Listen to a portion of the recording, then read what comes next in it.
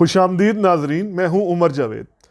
ناظرین، آج کل سوشل میڈیا پر آپ دیکھ رہے ہوں گے، سوشل میڈیا کے ساتھ ساتھ الیکٹرانک میڈیا پر بھی اس طرح کے پروگرامز ہو رہے ہیں، ایسا ایڈیٹنگ، ایسی رپورٹنگ ہو رہی ہے کہ جس سے ہمیں یہ اشارہ مل رہا ہے، ہمیں اندیا مل رہا ہے کہ جلد ہی پاکستان تحریک انصاف کو کالعدم قرار دے دیا جائے گا، یا پاکستان تحریک انصاف بین کر دی جائے گی فارن فنڈنگ کیس کو لے کر جو الیکشن کمیشن کا فیصلہ ہوگا۔ اچھا، ایسا آئینی اور قانونی ماہرین کا کہنا ہے کہ اگر اس فیصلے کو میرٹ پر کیا جائے تو تحریک انصاف پر پابندی ہی لگتی ہے قانونی اعتبار سے۔ اچھا، یہاں پر اب بنیادی سوال ہمیں کیا سمجھنے کی ضرورت ہے، یہاں پر بنیادی سوال پیدا کیا ہوتا ہے کہ ٹھیک ہے، پی ٹی آئی کی سیاست سے اختلاف اپنی جگہ، پی ٹی آئی نے جس طریقے سے بری حکمرانی کی، پاکستان میں ایک نظیر قائم کی 2018 سے لے کر 2022 تک، کسی بھی ایک شعبے کو، کسی بھی ایک وزارت کو ہم نہیں کہہ سکتے جس میں ہمیں پی ٹی آئی کی کارکردگی اچھی نظر آئے۔ داخلہ پالیسی سے لے کر خارجہ پالیسی، خزانہ کی پالیسی سے لے کر معاشی پالیسیز، کسی بھی اپروچ پر ہم پی ٹی آئی کو کریڈٹ نہیں دے سکتے۔ لیکن اس کے باوجود اگر ہم کہیں کہ کسی سیاسی جماعت پر اگر پابندی لگا دی جائے تو کیا اس پابندی کا اثر ہمیں ٹرکل ڈاؤن ہوتا نظر آتا ہے؟ کیا ایسی سیاسی جماعت کے لیڈر کو بھی ہم عوام میں غیر مقبول قرار دے سکتے ہیں؟ اس حوالے سے ہم پاکستان کی ہسٹری سے 2-3 بڑی اہم مثالیں دیکھتے ہیں سامنے۔ پاکستان کی ہسٹری میں ایک بہت بڑی سیاسی جماعت نیشنل عوامی پارٹی، اس پر ذوالفقار علی بھٹو صاحب نے 1975 میں پابندی لگوا دی۔ اب نیشنل عوامی پارٹی تھی کیا؟ نیشنل عوامی پارٹی اس وقت کے جو پختون قوم پرست رہنما تھے، بلوچ قوم پرست رہنما تھے، سندھ قوم پرست رہنما تھے، ان کے ساتھ ساتھ بائیں بازو کے جو رہنما تھے، بائیں بازو کی پالیٹکس کرنے والے کارکن تھے، ان کا ایک مشترکہ الائنس تھا جس کو نیشنل عوامی پارٹی کہا جاتا تھا۔ اچھا، بھٹو صاحب نے پابندی لگائی 1975 میں، ان کی گورنمنٹ برطرف کی گئی نیب کی بلوچستان میں، عطا اللہ مینگل چیف منسٹر تھے، اور پھر نیب کی ہی اتحادی تھے اس وقت جمعیت علماء اسلام کے مولانا مفتی محمود، جنہوں نے کے پی کے میں وزارت اعلیٰ سے استعفیٰ دے دیا۔ اس کے بعد ہوا کیا نیب ختم ہو گئی؟ کیا جو نیشنل عوامی پارٹی کے نظریات تھے کیا وہ ختم ہو گئے؟ تو ہمیں جواب ملتا ہے نہیں، ایسا نہیں ہوا۔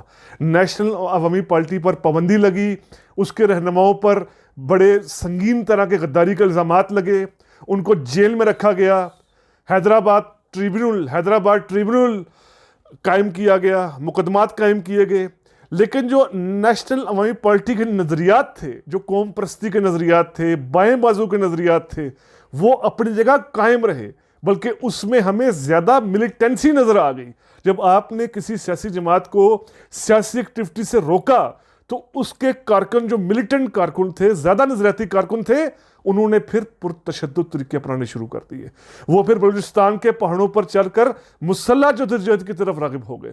سندھ کے اندر یاد کیجئے، جب سیاسی طور پر قوم پرستوں کی آواز کو دبانے کی کوشش کی گئی تو جب جی ایم سیٹ جیسے لوگوں کی جو سیاسی جدوجہد پر یقین رکھتے تھے، ان کے سیاسی نظریات جو بھی ہوں، لیکن وہ اپنے نظریات پر، اپنے پروگرام اور منشور کے لیے سیاسی ایکٹیویٹیز کرنے پر یقین رکھتے تھے، نہ کہ مسلح ایکٹیویٹیز کرنے پر۔ تو ہوا کیا، سندھ کے اندر بھی یہ تحریک ایک مسلح ہمیں نظر آیا کہ سندھی کئی نیشنلسٹ جو ملیٹنٹس تھے وہ مسلح تحریک کی طرف چلے گئے۔ کے پی کے اندر کیا ہوا، اس وقت کے صوبہ سرحد کے اندر کیا ہوا، جب پختون قوم پرست آوازوں کو جو سیاسی جدوجہد پر یقین رکھتے تھے، ولی خان جیسے، خان عبد الغفار خان جیسے، اجمل خٹک جیسے، جب ان لوگوں کو غدار کہا گیا تو پھر ہوا کیا کہ افغانستان کی سرزمین پر بیٹھ کر کئی پختون قوم پرستوں نے مسلح تحریک شروع کر دی اور پاکستان میں پرتشدد کاروائیاں شروع کر دی۔ کیوں؟ اس سے ثابت کیا ہوتا ہے؟ اس سے ثابت یہ ہوتا ہے کہ کسی سیاسی جماعت کو، کسی سیاسی رجحان کو ختم کرنے کے لیے اگر اسٹیٹ کسی بھی ذریعے سے، چاہے وہ عدلیہ کے ذریعے ہو، چاہے کسی اور ادارے کے ذریعے ہو، وہ پابندی عائد کرے گی تو وہ رجحان ختم نہیں ہو سکتا، بلکہ وہ رجحان سپریس ہوگا اور وہ کسی اور شکل میں اپنا بہت برا اظہار کرے گا۔ اسی طریقے سے آپ دیکھیے گا سکندر مرزا کے دور میں، ایوب خان کے دور میں جماعت اسلامی کے ساتھ کیا ہوا۔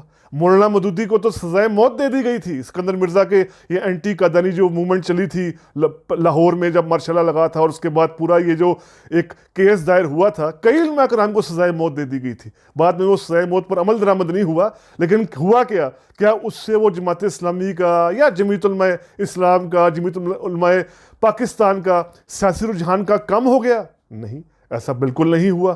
پھر پاکستان کی سب سے پہلی جو سازش کہی جاتی ہے راول پنڈی سازش کیس کے نام سے، جس میں یہ الزام تھا کہ لیاقت علی خان کا تختہ پلٹا جائے گا، اور کمیونسٹ پارٹی اس وقت کے جو بڑے بڑے بائیں بازو کے ارکان تھے، فیض احمد فیض جیسے، اور ان کے ساتھ کئی جنرل بھی شامل تھے، جنرل اکبر کا نام لیا جاتا ہے، وہ لیاقت علی خان کا تختہ پلٹنے کے لیے ایک سازش کر رہے تھے. یہ مبینہ الزام ہے.